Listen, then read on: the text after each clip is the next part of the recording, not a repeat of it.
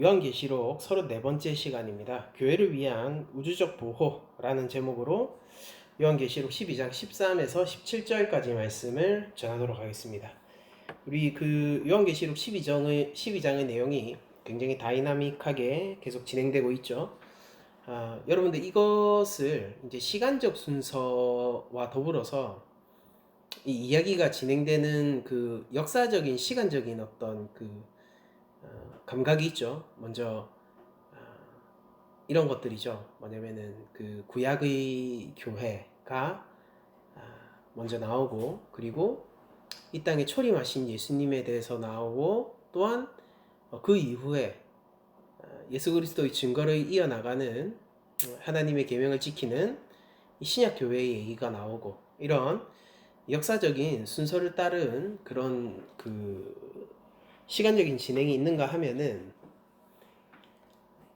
이 각 내용마다 사실은 시간을 떠나서 이 역사, 그리고 하나님이 구원 안에서 하나님 백성들이 진실을 보여주는 그 영적인 참 실체를 보여주는 그런 무시간적이고 영원한 진리도 동시에 한 텍스트 안에 있다는 것을 저희들이 생각을 해봐야 될 겁니다.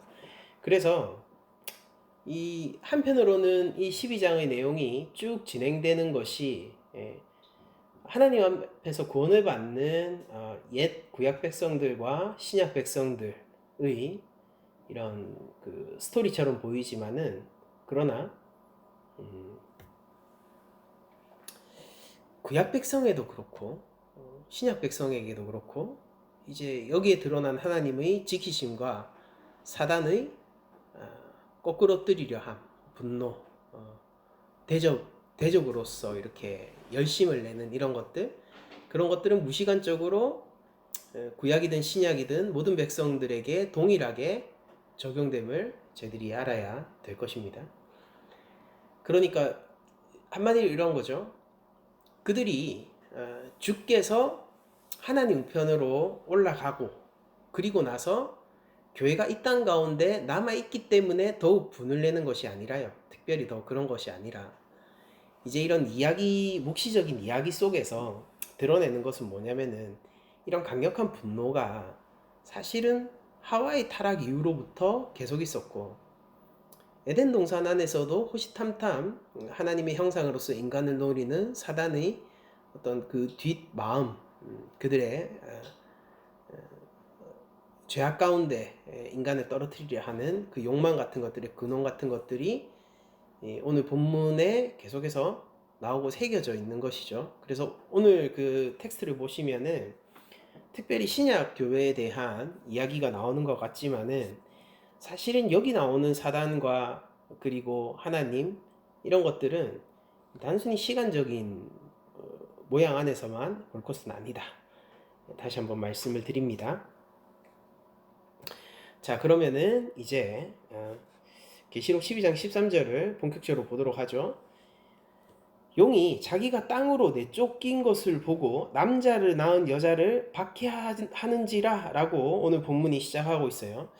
여러분들 여기서 그 남자를 낳은 여자를 박해한다 라고 되어 있잖아요. 근데 이게 세번역 같은 성경을 보시면은 이제 남자를 낳은 여자를 쫓아간다 라고 번역이 되어 있을 겁니다.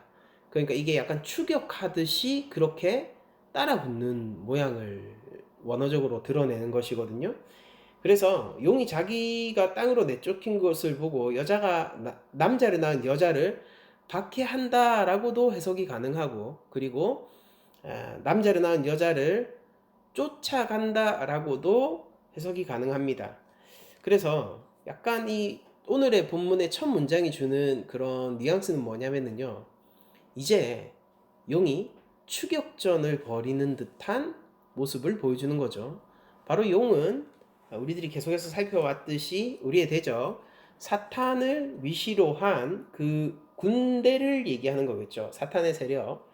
또한 이 여인이라는 것은, 이 여자라는 것은 예수 그리스도를 잉태하고 낳은 신구약의 모든 하나님 백성들, 그리고 특히 오늘 본문에서는 신약의 하나님 백성 교회를 의미하고 있는 것이라고 할 수 있습니다. 그러니까 사탄이 어떻게 쫓아붙는 거죠? 교회 뒤를 쫓아가면서 무언가를 하는 거예요. 막 추격하는 겁니다. 근데 이 여인은 사실 우리 저번 본문을 보면은 어디로 인도되는 여인입니까? 광야로 인도되죠. 그 광야는 어떤 곳이었어요? 하나님이 지키고 보호하시는 장소였잖아요. 그러면은 우리가 이 옛 사단이, 그리고 이 사단의 세력이 이 교회를 박해하기 위하여서, 교회를 쫓아가기 위하여서 가려고 하는 곳이 광야라는 것을 알 수 있죠. 여러분들, 우리가 출애굽기의 모티브를 오늘 본문에서 조금 많이 생각할 필요가 있는데, 여러분들, 하나님의 백성들이 애굽에서 이제 드디어 자유인이 되어서 광야로 나아갈 때 그들을 급하게 추격하면서 쫓아가던 집단이 있어요. 그게 바로 뭐냐면은 바로와 그 군대입니다. 바로와 그 군대가 그 이스라엘 백성들을 급하게 쫓아가고, 병거를 가지고 쫓아가고, 칼과 창을 가지고 쫓아가는 그 이유는 뭐였습니까?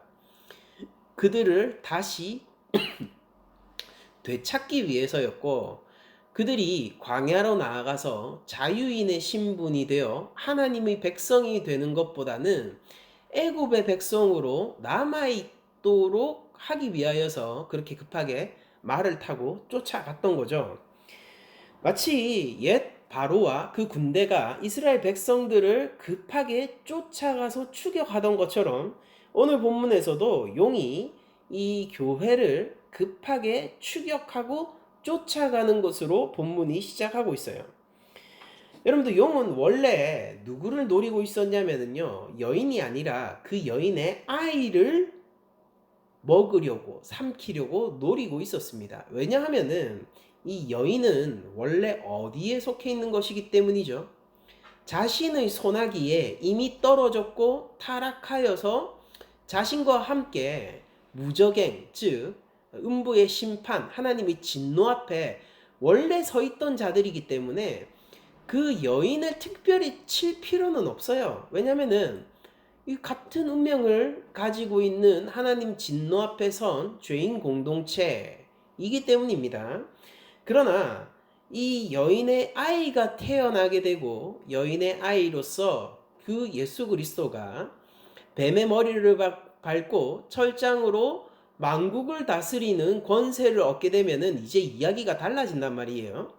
자신은 여전히 사망과 하나님의 심판, 진노 앞에 놓이게 되지만은 이 여인, 즉 하나님의 백성들은 구원을 얻게 될 것이기 때문에 이 여인의 아이를 원래 삼키려고 했습니다. 우리 본문을 봐도 그렇죠. 그런데 여인의 아이를 삼키려고 했지만 그걸 실패했어요. 왜냐면은 바로 예수님께서 사망을 이기시고, 그쵸? 그러니까 발 뒤꿈치를 물지 못했던 것이 아니에요. 이 옛뱀이 한번 십자가에 못 박았단 말이에요. 그때 십자가에 못 박을 때 자기 편이 누구였냐면은 하나님이 정하신 대제사장 나라, 그러니까 하나님이 정하신 제사장 나라 이스라엘이 자기 편이었고, 거기에서 성전을 책임지던 대제사장이 자기 편이었단 말이에요. 그래서 하나님의 아들 독생자를 십자가 위에 못 박습니다.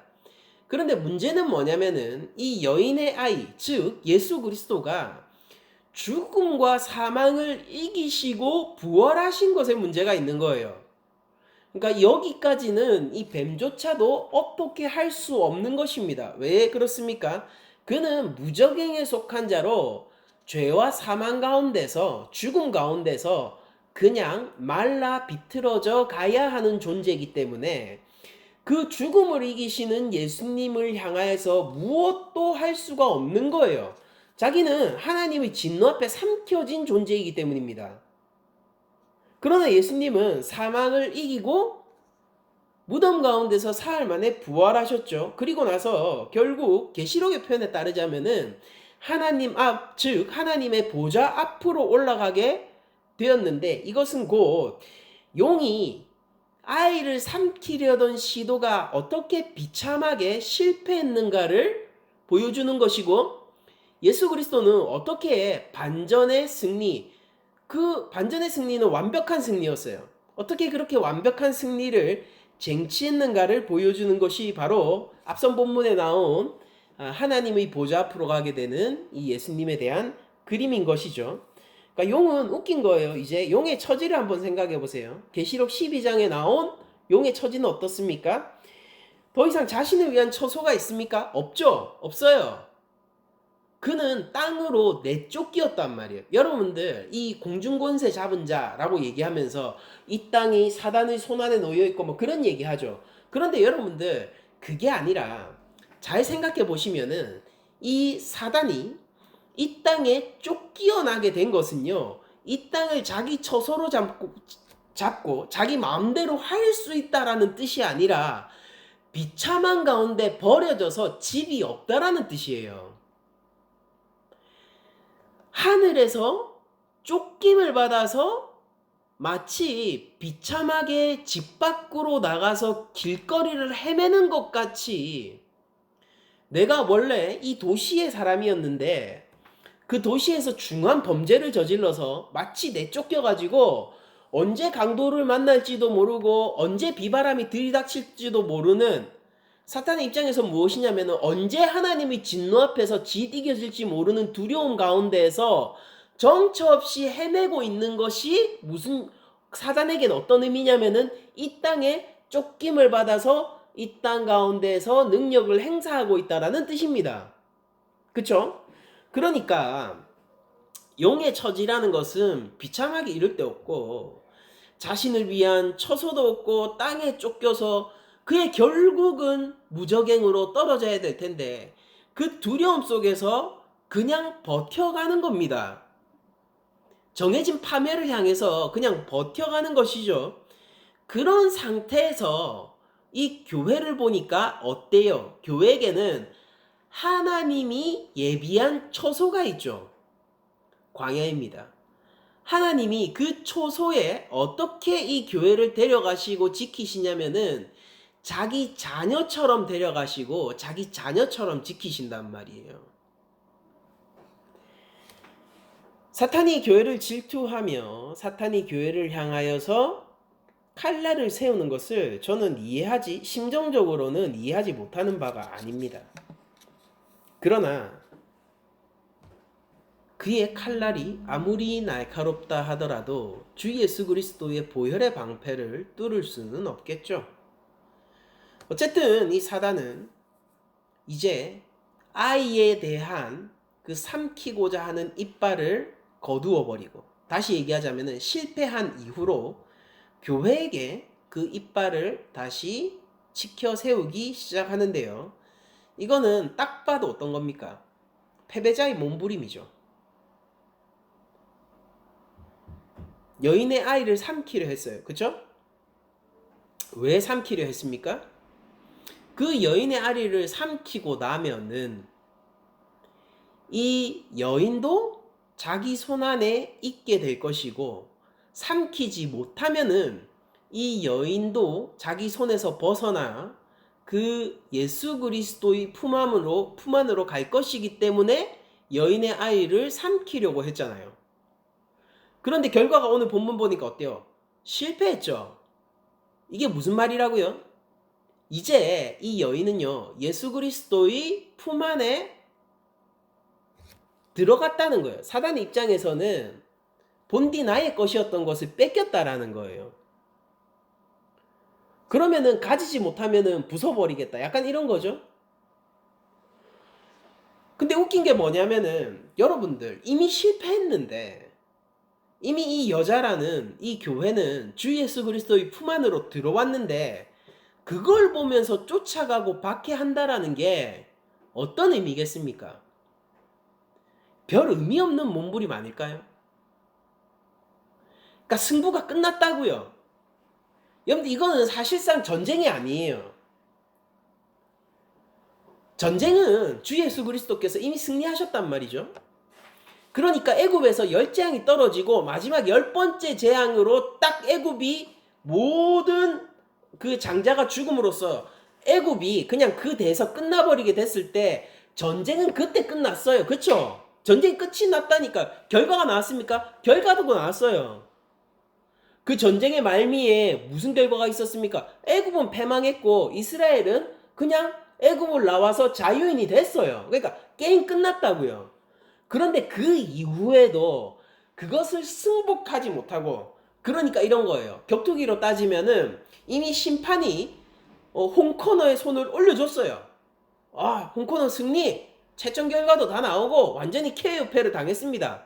그런데 경기 다 끝났는데 의미 없는 분노를 표현하는 선수들도 있다는 거죠. 자기가 진 것에 분노를 표하면서 그 결과를 받아들이지 못하고 상대방 선수에게 덤비는 청코너가 있을 수도 있다는 거예요. 그런데 여러분들, 그렇게 한다고 해서 승패가 뒤바뀝니까? 의미 없는 몸부림이죠.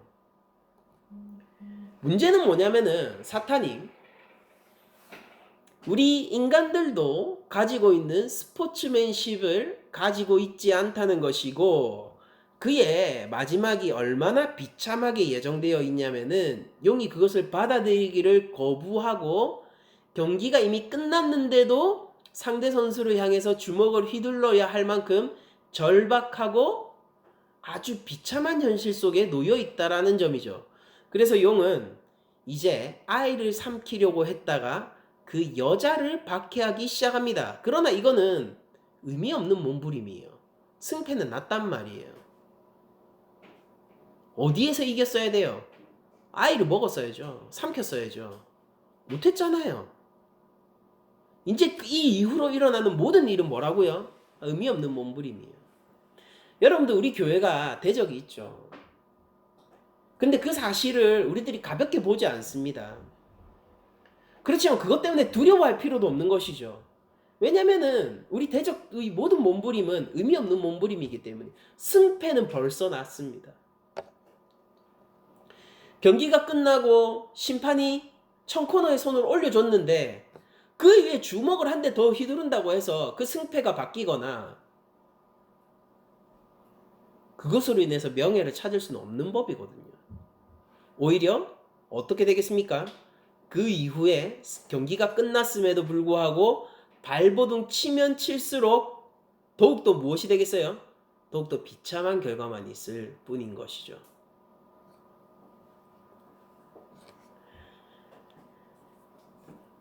그러니 교회는 두려워할 것이 없습니다. 그러나 우리 사단의, 우리 대적의 입장에서 보면은 어떻게 교회를 흠집내고 뒤쫓아서 그 홍해를 건너지 못하도록 그들을 뒤에서 찌르고 되찾으려는 욕망이 얼마나 클까요? 이 둘 사이에 밸런스를 우리 교회는 잘 간직해야 될 것입니다. 자, 14절을 보게 되면은 그 여자가 큰 독수리의 두 날개를 받아서 광야 어떤 곳이냐, 자기 곳으로 날아가, 그러니까 하나님이 있으라고 한 자기의 장소로 날아가서 거기서 뱀의 낫을 피하여 한때 두때 반때를 양육받음에 라고 본문이 기록하고 있죠. 자, 용이 이제 악에 바쳐서 이스라엘 백성들을 쫓아가던 바로와 그 군사들처럼 아주 빠르게 마치 이 마차, 전차를 타고 막 쫓아가는 그런 속도로 날아온다 하더라도 이 여인은 어떻게 됩니까? 큰 독수리의 두 날개를 얻게 되는 거예요. 날아가게 되는 거죠. 그렇죠? 그러면은 아무리 빠른 전차가 쫓아온다고 하더라도 이 여인을, 즉 교회를 잡을 수 있을까요? 못 잡죠. 여러분들, 독수리의 날개를 받아서 광야 있는 곳으로 날아가게 된다는 것, 자기가 원래 있어야 할 곳으로 가게 된다는 것은 역시 마찬가지로 출애굽기의 상황을 우리에게 떠올리게 하는 거죠. 출애굽기 19장 4절입니다. 내가 애굽 사람에게 어떻게 행하였음과 내가 어떻게 독수리 날개로 너희를 업어 내게로 인도하였음을 너희가 보았느니라 라고 하나님이 말씀을 하십니다. 즉 홍해를 건너 광야로 오게 되었을 때 그 장면을 내가 애굽 사람에게서 너희를 독수리 날개로 업어 인도했다라고 하나님이 표현하시는 거예요. 그러면은 홍해를 마른 땅으로 건넜던 이스라엘 백성들의 모양이 하나님이 독수리 날개로 업어서 광야로 당도하게 하시는 것으로 이런 이 시적인 그림으로 유비되는 것이라고 볼 수 있겠죠. 신명기 1장 31절 광야에서도 너희가 당하였거니와 자 광야에서 이들이 뭘 겪었을까요? 당하였다 이렇게 되었는데 이거 겪었다라는 얘기예요. 광야에서도 너희가 당하였거니와 사람이 자기의 아들을 안는 것 같이 너희의 하나님 여호와께서 너희가 걸어온 길에서 너희를 안으사 이곳까지 이르게 하셨느니라. 모세가 뭐라고 얘기하고 있냐면은 지금 이 광야 생활의 끝. 이제 하나님 약속의 땅 가나안이 우리 코앞에 있는데 지금 이 40년 세월을 하나님이 자기 아이를 안아서 여기까지 데려오는 것처럼 우리를 인도해 오시지 않았니? 라고 얘기를 하고 있는 거예요. 신명기 32장 10절입니다. 여호와께서 그를 황무지에서 짐승이 부르짖는 광야에서 만나시고 호위하시며 보호하시며 자기의 눈동자같이 지키셨도다. 그러니까 광야에서 하나님이 이 백성을 어떻게 해요? 눈동자같이 지키셨다라는 거예요. 계속 읽겠습니다. 마치 독수리가 자기의 다시 읽겠습니다. 마치 독수리가 자기의 보금자리를 어지럽게 하며 자기의 새끼 위에 너풀거리며 그의 날개를 펴서 새끼를 받으며 그의 날개 위에 그것을 엎는 것 같이 여호와께서 홀로 그를 인도하셨고 그와 함께한 다른 신이 없었도다 라고 얘기하면서 이 광야에서 하나님이 지켜주시는 그 장면, 보호하시는 장면 전체를 독수리가 새끼를 보호하는 것으로 얘기를 해주고 있단 말이에요. 여러분들 그러면 어떻습니까? 뱀이 아무리 교회를 향하여서 이빨을 드러내고 그리스도를 향한 그들의 계략의 실패를 교회를 향하여서 분을 풀려고 한다고 하여도 하나님은 교회를 지키셔서 끝까지 보호하시고 광야, 즉 하나님이 지키시기도 하고 먹이시기도 하고 양육하여 키우시기도 하는 그곳으로 반드시 이끄신다라는 것이죠. 우리 인생이 광야의 길로 나가는 것은 결코 우연이 아닙니다. 하나님이 그렇게 지키고 계신 거예요. 사람들은 자기 삶이 힘들 때 보통 내 삶이 광야와 같다라고 얘기를 하곤 해요. 참 인생이 참 광야길과 같았습니다 라고 얘기할 때 그 사람이 참 많이 고생했구나 라는 의미로 저희들이 받아들이게 된다라는 거죠. 그런데 하나님이 예수를 믿고 난 이후에 우리를 걷게 하신 모든 길은 뭐냐면은 단순한 고생길이 아니라 더 큰 의미는 뭐냐면은 하나님이 지키시는 거예요. 어떻게? 독수리가 자기 새끼를 지키듯이 지키시는 겁니다.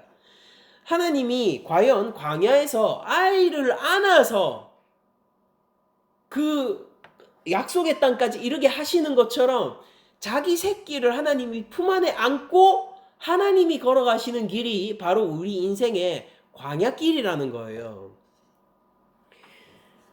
거기에서는 우리를 잡아먹으려고 하는 뱀은 얼굴을 비출 수 없어요. 왜냐하면 하나님이 숨기신 곳이기 때문입니다. 여러분들 70인의 제자들이 파송을 당할 때에 이리 앞에 가야 하는 양과 같이 연약한 존재라서 예수님이 너희 아버지께, 하늘 아버지께, 하나님께 기도하라 라는 당부를 했었단 말이죠. 우리 잘 알고 있는 거잖아요. 제가 몇 번씩이나 얘기했고. 그럼 그때 하나님이 무슨 일을 하셨을까요? 이리들이 있단 말이에요. 이리들이 쫓아오는 거예요. 애굽에 군사가 있는 겁니다. 바로와 그 군사들이 말과 병거를 타고 전차를 타고 쫓아오고 있는 거예요. 그때 하나님께 기도하면은 무슨 일이 일어난다고요? 그들이 우리에게 얼굴을 비칠 수가 없어요. 하나님이 피하게 하십니다. 무엇으로? 독수리 날개로요. 광야로 숨기시는 거예요. 거기서 먹이시는 거예요.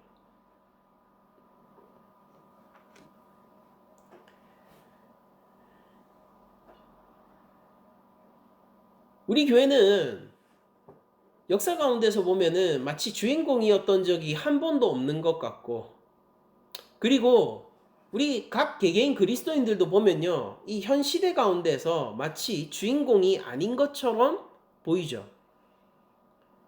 그러나 실제 계시록에 따른 묵시적인 견해를 저희들이 받아들이게 된다면은 역사의 주인공은 우리 교회이고 그리스도인인데 단지 하나님이 이 세상 가운데서 숨기고 계신 거예요. 그리고 키우고 계신 것이고요. 때가 되면은 주인공을 등장시켜 주실 텐데, 그때가 언제냐면은 예수님이 이 땅 가운데 다시 오실 그날입니다. 그때 교회는 주의 영광스러운 이름을 함께 받으며 주 안에서 하나님의 영광을 누리고 예수 그리스도의 은혜를 몸에 한껏 받아 만민의 부러움을 사게 될 거란 말이죠. 그 전까지는 하나님이 숨기시고 어떻게 하시는 겁니까? 키우고 계신 거예요. 하나님이 숨기실 때, 하나님이 도망치게 하실 때, 하나님이 양육하실 때 뱀이 그 얼굴을 들이밀 수 있을까요? 오늘 본문은 그렇게 할 수 없다라고 얘기해요. 여러분들, 우리의 대적 사단이 우리를 노리려고 하지만은 그들의 시도는 언제나 실패하고 말 것입니다. 그러니까 문제는 뭐냐면요, 우리가 사탄을 이기려고 하면은 이길 수가 없고요, 사탄의 낯을 피해서 도망치려고 하면 도망칠 수 없을 텐데, 우리가 예수 그리스도를 바라보고 그 믿음을 지키고 주님의 말씀을 순종하는 제자의 길을 걷게 된다면은 사탄은 결코 우리에게 얼굴조차 비칠 수가 없게 될 거예요. 자, 그럼 하나님이 보호하심이 어떤지 한번 보도록 하죠. 계시록 12장 15절, 여자 뒤에서 막 쫓아왔습니다. 와, 거의 따라잡은 것 같네요. 여자 뒤에서 뱀이 그 입으로 물을 강같이 토하여 여자를 물에 떠내려가게 하려 하되, 땅이 여자를 도와 그 입을 벌려 용의 입에서 토한 강물을 삼키니라고 얘기를 해요. 여러분들 보십시오. 요거 출애굽에서 홍해 앞에 있는 사건의 리버스죠. 그쵸? 홍해 앞에서 어땠습니까? 애굽의 군사들이 그 바닷물에 쓸려 내려갔었지 않습니까? 그런데 하나님이 옛 바로와 그 군대를 쓸려 나가게 하신 것과 같이 그 비슷한 권능을 이 뱀이 여자를 향하여서 실행하려고 하는 것 같은 모습을 보이죠. 그렇지만은 그때 당시에 물이 갈라져서 마른 땅을 드러냈던 것처럼 이번에는 땅이 갈라져서 뱀의 입에서 나온 모든 물을 땅이 삼켜버리는 것입니다. 바로 피조 세계 전체가 교회의 편에 서서 하나님께 순종함으로 대적 사탄의 모든 시도를 무력화시키는 것이죠. 여러분들 요새 그런 말이 있잖아요. 막 운이 좋을 때 우스갯소리로 그런 말 하지 않습니까? 지금 뭐 너무 운이 좋다. 온 우주의 기운이 지금 나에게로 모여 있는 것 같다. 뭐 그런 농담 같은 것들을 하는데, 교회는 실제로 온 우주의 기운이 모여서 지켜주는 공동체인 것이죠. 피조세계 전체가 사탄의 일에 반기를 들며 교회의 편에 서 있습니다. 왜냐하면은 이 세상은 결국 하나님께 순종할 수밖에 없고 하나님께 순종하는 길을 가는 교회 역시 그들 편이기 때문이겠죠. 여러분들 계속 그 시편에는 성도를 향한 세상의 고난과 박해를 큰 물이 덮쳐오는 것으로 주로 묘사를 하는 장면이 많거든요. 오늘 그 계시록 12장 15절도 약간 그런 모습을 또 떠올리기도 하는 거죠. 그러니까 사탄이 강물을 토하여 내어서 이 여인을 쓸어버리게 하려 함은 하나님의 권능과 심판을 흉내내려 하는 것인 뿐만 아니라 그것은 곧 하나님의 백성들이 믿음을 지키지 못하도록 유혹하는 세상의 박해라고도 볼 수 있는 거예요. 시편 32편 6절입니다. 이로 말미암아 모든 경건한 자는 주를 만날 기회를 얻어서 주께 기도할지라 진실로 홍수가 범람할지라도 그에게 미치지 못하리이다 라고 얘기를 하고 있습니다. 그래서 경건한 모든 자는 주를 만나게 되면은 홍수가 와도 그가 홍수가 넘쳐나도 그는 보호를 받고 홍수가 미치지 못한다 라고 얘기를 하고 있고, 시편 69편 1, 2절은 하나님이여 나를 구원하소서 물들이 내 영혼에까지 흘러들어왔나이다. 이게 목까지 찼다라는 말이에요. 나는 설 곳이 없는 깊은 수렁에 빠지며 깊은 물에 들어가니 큰 물이 내게 넘치나이다. 이게 뭐냐면은 이 세상이 나를 향하여서 대적하고 핍박하는 장면을 이렇게 묘사하고 있는 거예요. 시편 124편 1절에서 5절입니다. 이스라엘은 이제 말하기를 여호와께서 우리 편에 계시지 아니하셨더라면 우리가 어떻게 하였으랴. 사람들이 우리를 치러 일어날 때, 그러니까 사람들이 우리를 치러 일어난다라고 얘기하죠. 여호와께서 우리 편에 계시지 아니하셨더라면 그때의 그들의 노여움이 우리에게 맹렬하여 우리를 삼체로 삼켰을 것이며, 우리가 하나님 편 아니었으면 사람들이 그 노여움으로 우리를 산채로 삼켰을 거래요.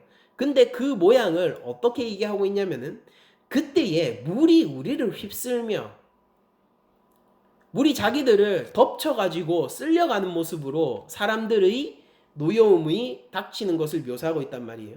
그때 물이 우리를 휩쓸며 시내가 우리의 영혼을 삼켰을 것이며 그때 넘치는 물이 우리 영혼을 삼켰을 것이라 할 것이로다 라고 얘기를 하고 있습니다. 여러분들, 사단이 그 입에서 강물을 토해내는데요, 이거는 시편의 언어로 만약에 우리가 이걸 취합할 수 있다면은 세상의 박해를 얘기하는 것이고요. 요한 공동체에 있어서는 바로 로마의 군사들이 자신을 쫓으러 오는 그 현실을 이야기하는 것이겠죠. 그리고 용의 입에서 이 강물이 나오는데 그 용이 계시록 본문에 보면은 그 입으로 원래 뭘 했습니까? 밤낮으로 이 하나님의 백성들이 참소하고 있었잖아요. 그러면은 그 용의 입에서 나온 강물 역시 무엇을 궁극적으로 하고 싶은 강물이겠습니까? 하나님의 백성들을 참소하여서 하나님 앞에서 하나님 백성 되지 못하게 하는 게 궁극적인 목적일 거 아니에요. 여러분들, 우리 가운데 일어나는 일, 우리 교회 가운데 일어나는 일, 내 개인의 삶 속에서 일어나는 일, 그 모든 것들을 바라볼 때에 이런 시선을 한번 가져보세요. 이걸 구별할 때 이것이 과연 하나님 앞에서 하나님이 원하시는 일인가 아닌가를 구별해서 볼 때 그 기준점을 과연 이 일이 나를 하나님 앞에서 하나님 백성 되게 하는가, 아니면은 마치 사단이 참소하여 쟤는 하나님 백성 아니잖아요 라고 할 만한 것에 기여하게 될 일인가를 생각해 보십시오.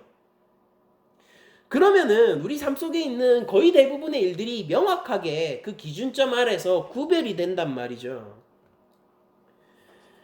여러분들, 이 강물이 우리를 쓸어 삼킬 때는요, 그것이 달콤한 강물이라는 것을 여러분들 기억하셔야 돼요. 물론 요한 공동체는요, 이 압도적인 국가 무력에 의해서 이 믿음을 부정하게 되기를 강요받았었죠. 물론 그런 것도 있습니다. 그러나 지금 우리 대한민국을 살아가는 우리 성도들에게 훨씬 더 강력한 이 강물은 뭐냐면은 교묘하고 달콤하고 그럴듯한 강물이라는 것입니다. 거기에 휩쓸려 가지 않아야 돼요. 여러분들 그러니까 잘 생각을 하셔야 되는 거예요. 어떤 거냐면은 바로 이런 거죠. 내가 이것이 하나님 백성으로서 서는 것에 도움이 되는가? 아니면은 사단이 나를 참소할 만한 거리가 될 것인가? 그리고 여러분들 하나님의 심판 기준을 떠올려 보세요. 여기에 하나 더. 하나님의 심판 기준은 행위로입니까? 중심으로입니까? 중심이죠.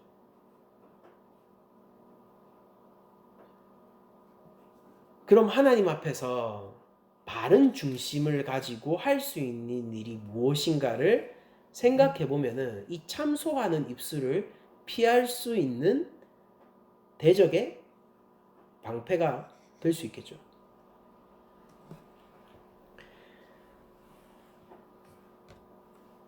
여러분들 하나님은 우리를 절대적으로 지키십니다. 필요하면은 땅이 그 입을 갈라서 용의 입에서 나온 강물을 다 먹어버릴 것이고요. 필요하다면은 바다가 갈라져서 그 땅이 마른 땅으로 모습을 드러낼 것이고요. 필요하다면은 마차보다 더 빠른 독수리 날개로 우리를 업어 하나님이 미리 예비하시고 양육하실 그 광야로 우리를 이끌어 주실 거예요. 하나님의 보호하심은 절대적입니다. 우리가 이 하나님의 온전한 보호하심을 신뢰하며 하나님을 향한 강력한 신뢰와 믿음 가운데에서 예수 그리스도의 십자가가 정말로 이 사탄을 패배시켰으며 죄와 사망 가운데서 우리를 구원해냈다라는 강력한 확신 아래에서 우리들은 우리의 삶의 중심을 잘 다스려야 되는 것이란 말이죠. 내가 하나님 앞에서 바르게 할 수 있는 일이 무엇입니까? 여러분들 누군가는 헌금하는 것으로도 죄를 짓죠. 여러분들 생각해 보세요. 헌금한다고 해서 다 하나님 앞에서 그냥 많은 희생을 하고 좋은 일을 하는 게 아니란 말이에요. 하나님이 기뻐하신 것은 과부의 2렙돈 아닙니까? 푼돈이요, 푼돈. 근데 하나님이 왜 그것을 기뻐하셨죠? 그가 가진 모든 것을 주었기 때문이죠. 하나님이 요구하시는 건 중심이란 말이에요. 우리의 삶이 주의 영광을 향하고 예수 그리스도를 향한 열망을 가지고 무언가를 행할 수 없는 것이 있다면은 그것은 사단의 참소하는 입술 위에 놓여 있을 그리고 그렇게 이용될 가능성이 높은 삶이겠죠. 그게 내가 학교를 짓는 일이라도 그 좋은 일이잖아요. 그래도 그럴 수 있어요. 내가 선교사로 나가는 일이라도 그럴 수 있어요. 내가 목사가 되어서 내 평생을 하나님 말씀 선포하는데 내가 내 인생을 바치겠다라고 하더라도 그럴 수 있다고요. 우리 성도들은 아주 높은 수준의 윤리를 요구받게 되는데 그 행위도 합당해야 하지만은 그 중심도 합당해야 돼요. 맞죠? 이게 신약의 윤리죠. 한국교회가 만약 우리의 행위에 합당함만을 계속해서 바라보고 그걸 하는 사람들이 그냥 무작정 존경받는 교회가 계속되어 간다라면은 우리들은 자기도 모르는 사이에 수많은 바리새인들을 양성하고 있을 수도 있단 말입니다. 하나님 앞에서는 온전한 순종을 드려야 되고 이 온전한 순종이라는 것은 행위와 중심 모두를 포함하고 있는 것입니다. 하나님이 우리의 속과 겉을 모두 창조하셨고 우리의 주인이 하나님이라고 했을 때 우리의 전인이 하나님께 속해 있다라는 뜻이기 때문에 우리는 참으로 하나님 앞에서 우리의 중심을 잘 다스려 우리의 행위의 깨끗함을 드려야 하는 존재라는 것이죠. 여러분들 사단은 여전히 하나님 앞에서 기회만 된다면은 우리를 참소하기를 원해요. 그러나 우리에게 기쁜 소식이 하나 있다면은 그들은 더 이상 하나님의 존전 앞에 있을 수조차 없다라는 것입니다. 그들은 하나님 앞에서 더 이상 입을 뗄 수 없고요. 다만 우리에게 너는 그런 존재야 라고 얘기할 뿐이겠죠. 하나님 앞에서 참소했던 말들을 우리에게 날리겠죠. 그리고 하나님 앞에서 참소할 수 있는 그 중심과 행위를 우리 가운데서 되도록이면 만들려고 하겠죠. 그것이 매우 달콤한 것으로 온다면은 그게 이 사람을 세우고 이 사람에게 달콤한 것을 주고 이 인생을 잘 풀리게 해서 하나님 앞에서 참소당하게 하는 중심을 만들 수 있다면은 사단은 얼마든지 주겠죠.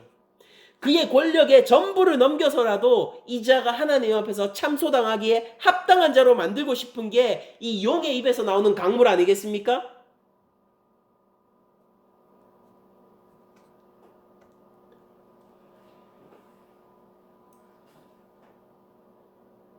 예수님을 유혹할 때 사단이 무엇으로 유혹했습니까? 그 입에서 나온 강물이 무엇입니까?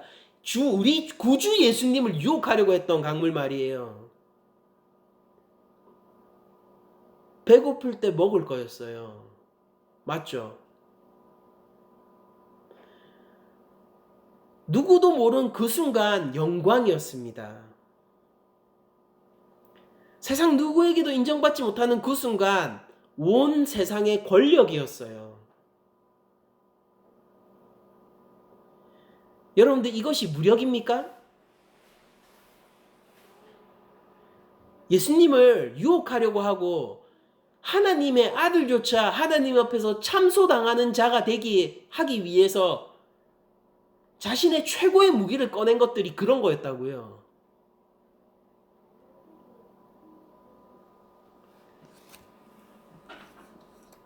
여러분들 우리 한국교회가 복을 너무 좋아하죠. 주님의 가르침은 무엇입니까? 이 땅에서 이미 상을 받은 자들이 어떻게 하늘에서 상을 받겠느냐라는 것 아닙니까? 우리가 여기에서 복복하면서 하나님이 주신 복 다 받고 나면은 그럼 우리가 하늘 창고에 쌓을 우리의 양식은 무엇이고 하늘 창고에 재어나서 하나님 앞에서 10배, 100배, 1000배로 받게 돼. 우리의 공로는 어디에 있겠습니까?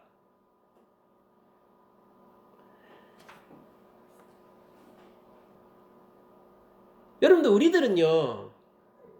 이 땅의 영광을 바라보고 사는 사람들이 아니라 이 땅 가운데서 하나님 나라를 사는 사람들이고 이 땅 가운데서 주의 영광을 바라보면서 사는 자들이잖아요. 지금 당장 무언가를 구하는 자가 아니라 주께서 이 땅 가운데 오셨을 때 완성될 그 하나님 나라의 영광을 구하는 자들 아닙니까? 작은 것에 신경 쓰는 자들이 아니라 주께서 주실 참으로 큰 생명 가운데서 행하는 자들이잖아요.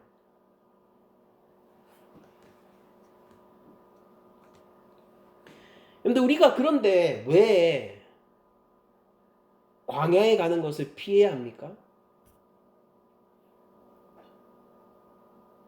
우리가 교회가 왜 하나님이 주시는 십자가를 지라라는 명령 가운데서 주와 함께 동행하지 못하는 것입니까?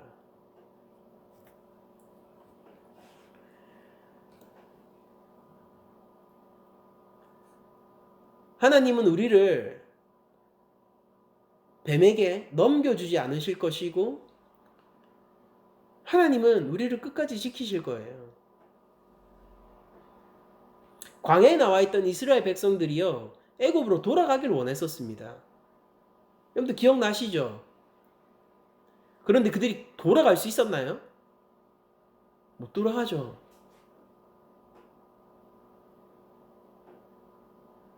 그들이 원망도 한단 말이죠. 하나님 왜 구원했습니까? 라고 원망도 한다니까요.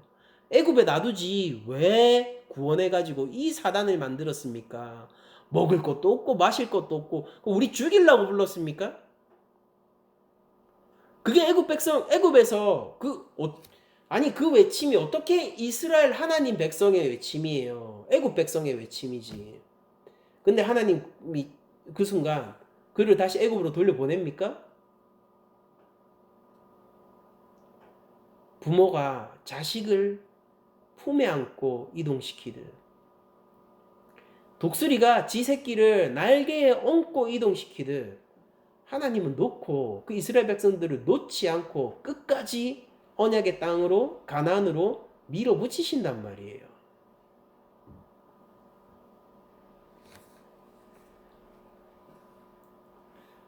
그러니까 여러분들 예수님 믿으면서 너무 복복하지 마시고 너무 뭐 세속적인 복에 너무 신경 쓰지 마십시오.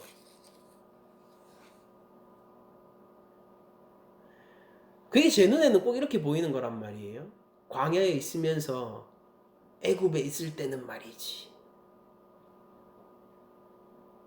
그리고 그게 바로 뱀이 그 입으로 토한 물 가운데 휩쓸려가는 모습처럼 보인단 말입니다.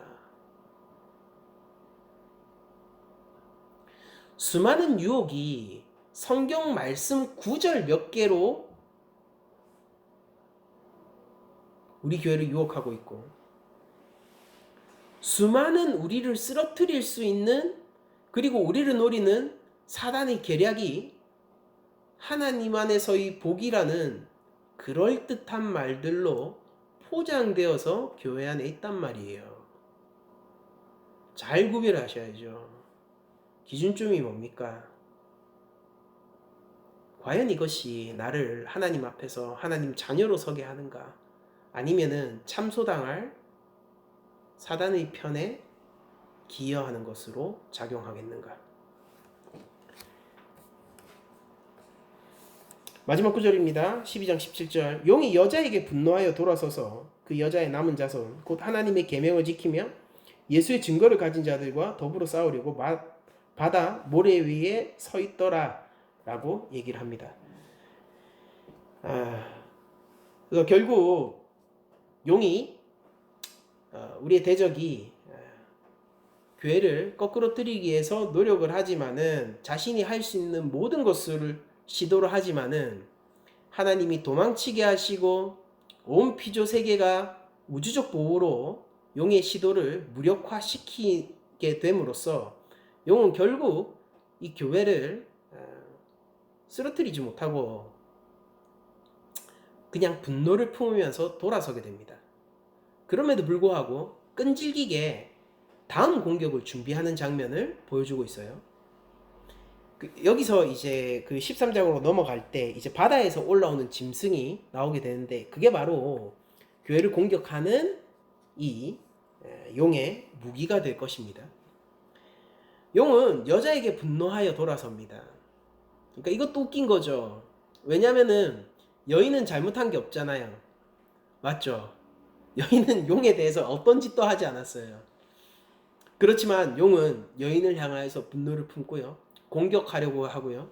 하나님의 그리고 또한 온 우주적인 보호 아래에서 그 시도가 무력화되었을 때 더욱 화를 내게 됩니다.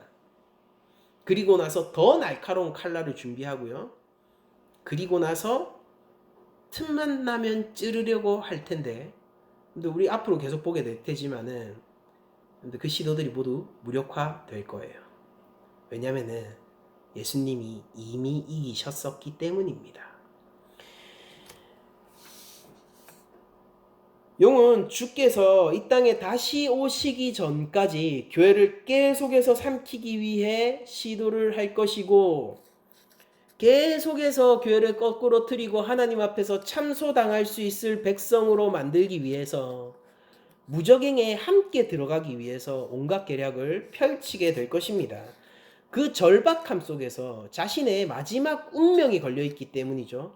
이 파탄난 운명 가운데 한 명이라도 더 참석시키기 위해서 자신이 할 수 있는 모든 것을 하려고 할 테지만은 하나님의 보호 아래 있는 교회는 결국 왕성될 것이고 하나님의 거룩한 이스라엘 예루살렘 성으로 다시 태어나 새하늘 새 땅 가운데에서 영원한 안식을 누리게 될 것입니다. 여러분들 왜 용이 바다 모래 위에 서 있느냐면은 여기에서 여기에서 이제 바다에서 올라오는 짐승을 불러내어서 계속해서 하나님을 흉내내려고 그러는 거거든요. 그러니까 우리가 다음 보시면 알게 될 거예요.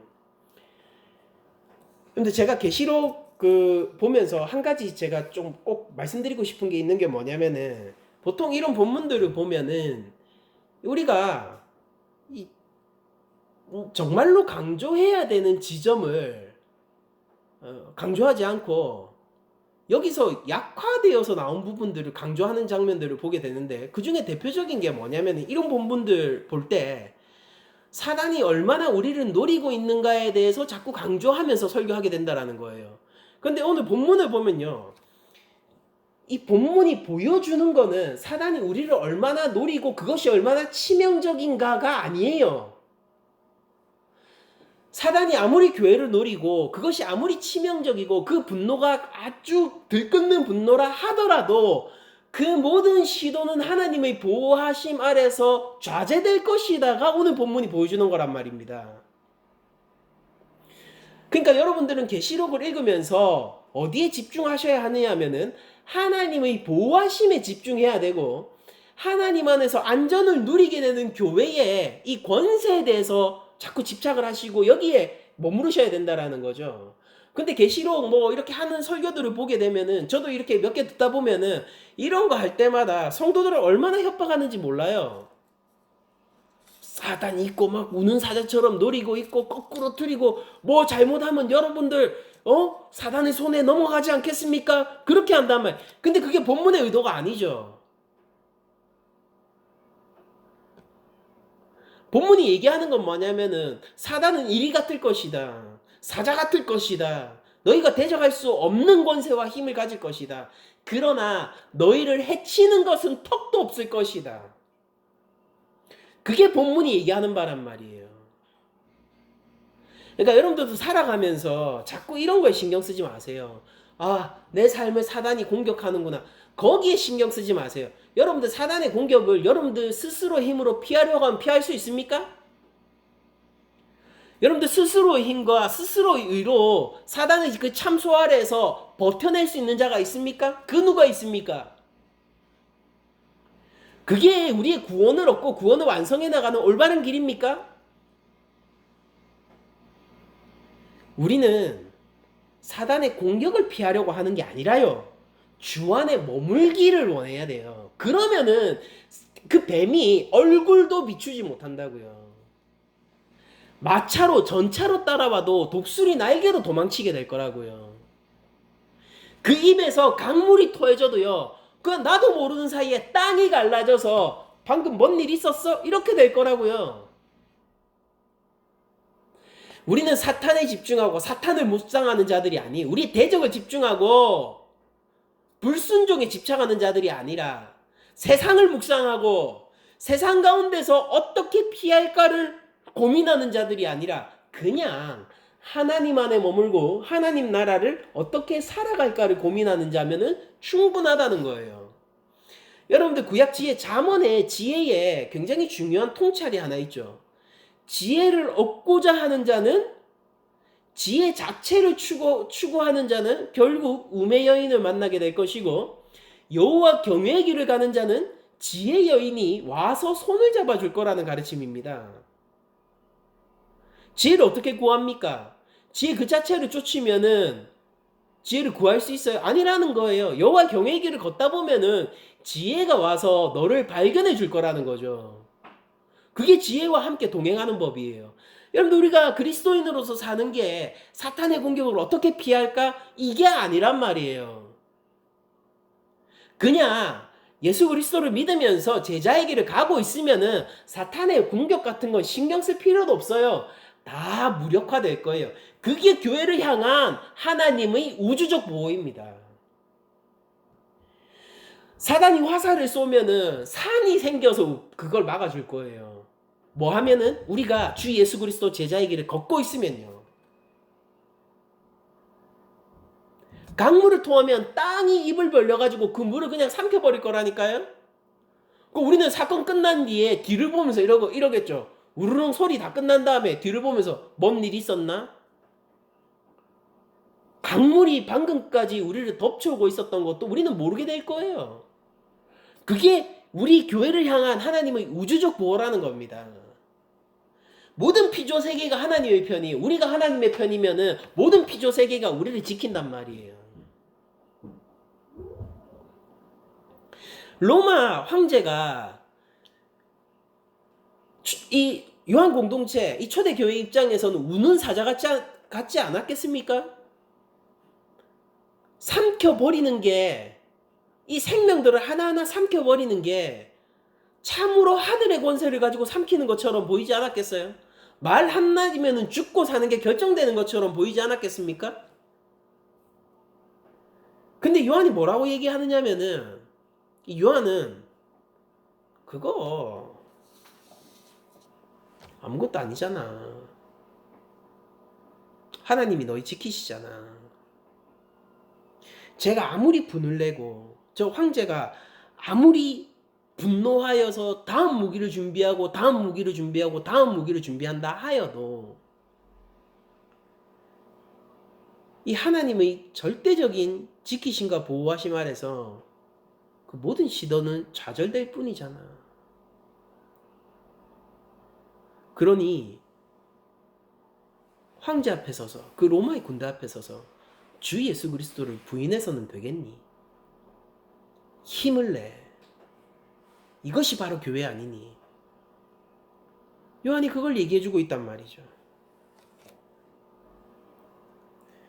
여러분들, 우리들은 광야에서 키움을 받고 광야에서 주님이 오시는 그날까지 한때 두때 반때 3년 반이잖아요. 뭐예요? 하나님 나라가 서고 주님이 다시 오실 때 그때까지의 기간이요.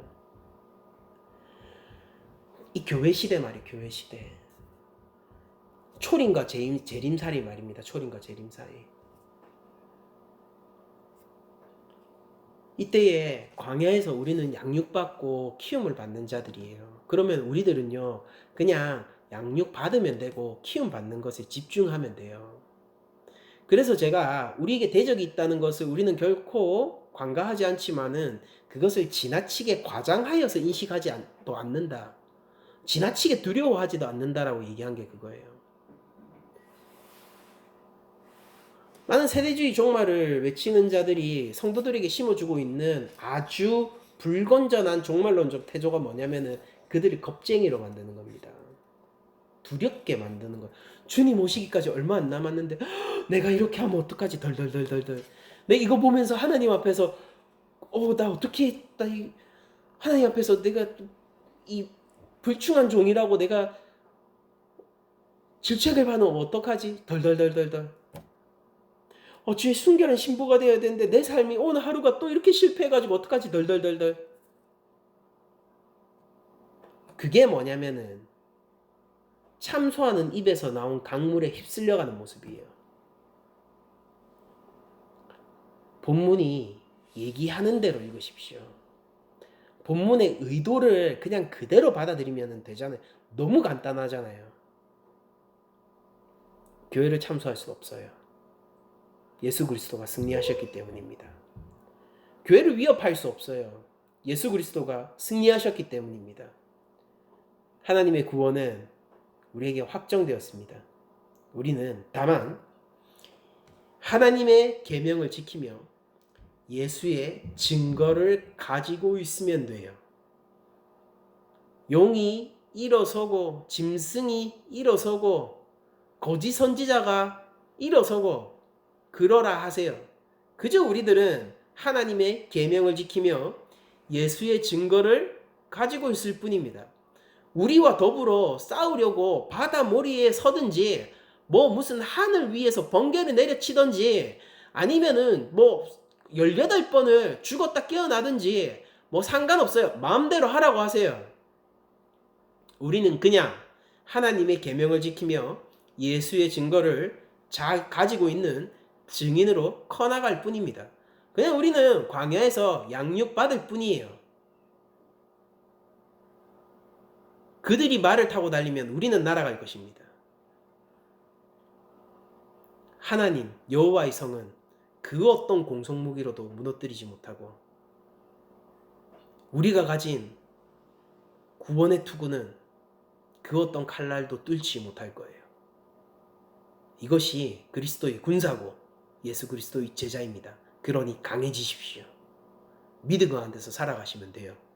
대적이 있습니까? 대적이 있기 때문에 더욱더 뭘 해야 됩니까? 그냥 그리스도인으로 오늘 하루 살아가면 되는 거예요. 오늘 본문을 통하여서 여러분들이 하나님에 대한 절대적인 신뢰와 확신을 더 가지시기를 축원드리면서 한 주간 살아가실 때에 하나님이 우리를 얼마나 사랑하시고 우리를 자식 품듯이 품어서 지키시는가, 자신의 눈동자처럼 지키시는가를 기억하심으로 더욱더 하나님에 대한 감사와 찬양이 넘쳐나시는 한 주간이 되기를 원하면서 모든 말씀을 마치도록 하겠습니다.